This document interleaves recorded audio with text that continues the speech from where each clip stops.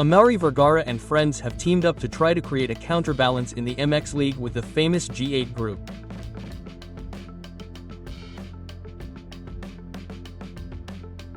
Do you want to know what this is all about?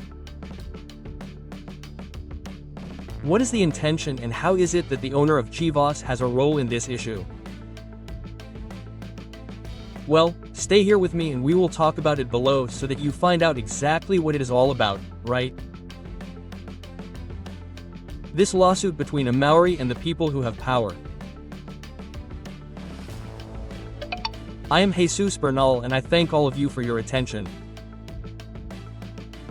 Thank you very much for being here with me to talk about the latest regarding the Chivas team. And what is this famous G8 group? Remember that on Caliente MX you can play, have fun and get 1,000 pesos completely free. All you have to do is click on the link that I put below in the fixed comment and enjoy, receive your 1,000 pesos and multiply them through the platform.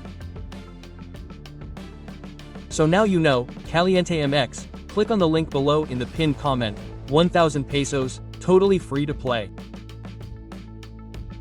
So without further ado, let's start this video with the latest news from Chivas.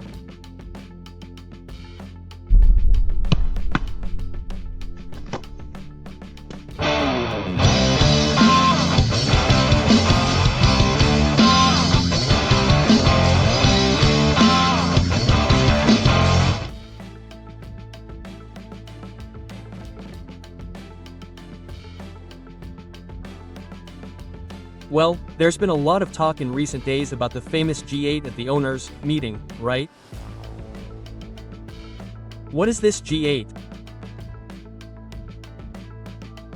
Well, it's a group of institutions, of teams that don't quite agree with the way Mexican soccer is currently being run, right? In fact, it's a topic that goes back a long time. They're the teams that were against abolishing promotion and relegation. They're the teams that were against the investment fund and they're the teams that are against whoever currently has power in Liga MX.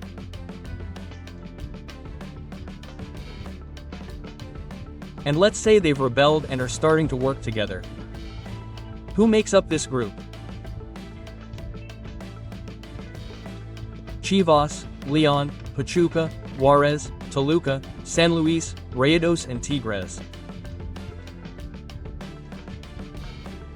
There are 8 of them. Furthermore, I'll make it very simple for you. Who has Chivas done business with the most in this market? With Pachuca. Which players have they asked about? Players from Toluca. Which player is about to arrive?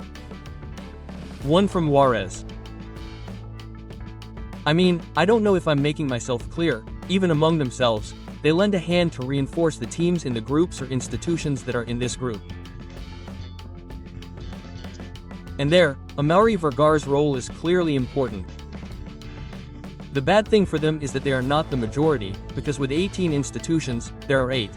They need at least one more to make up half, but they are fighting their fight and, so far, they have succeeded. I insist, especially with the issue of the investment fund, because they were among those who were against this situation because it involved many issues and they want the league to make a 180-degree turn in its structure and in the way it is organized, and in the way decisions are made. So that's where they are resisting. We'll see if he gets the chance later because the refereeing will charge Chivas, that's all I'm saying.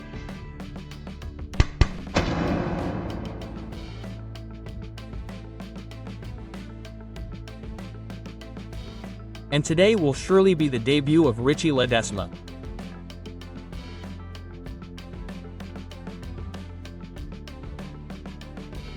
Richy Leesma, this Mexican footballer who arrived from PSV Eindhoven just started working this week and Gabriel Milito immediately put him on the bus to go to Cuernavaca.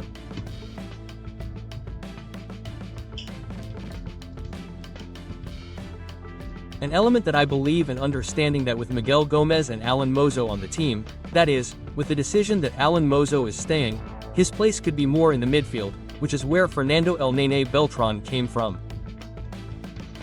So, today we're going to see what role Milito gives him. That's why I'm almost certain that he's going to play today, that he's going to have minutes today, that he's going to have opportunities, and we'll be able to see what this player is capable of doing, right? Chivas waited for him quite a bit, negotiated an early release with the PSB team because his contract ended on June 30th and they managed to resolve that part, right? He barely reported on Monday. He was doing some differentiated work and Milito already said, "Let's go, I need you on the field." So today we will most likely have Richy Leesma's first minutes as a player for the Chivas team.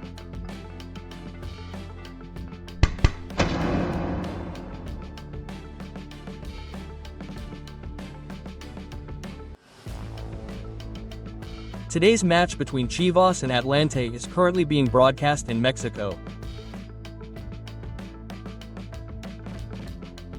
Okay, the match is scheduled to be broadcast at 9 p.m. Central Time, through the High Sports and Tubi platforms. If you have a Tubi subscription, you can watch it there. If you have cable, you can watch it through High Sports. So, those are the two options available to watch this match today.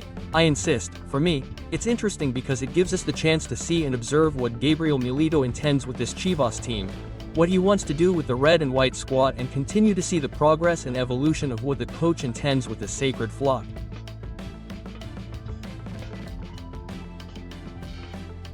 So, for me, it's going to be important, relevant, and interesting to watch today's game, and how great that it will be broadcast.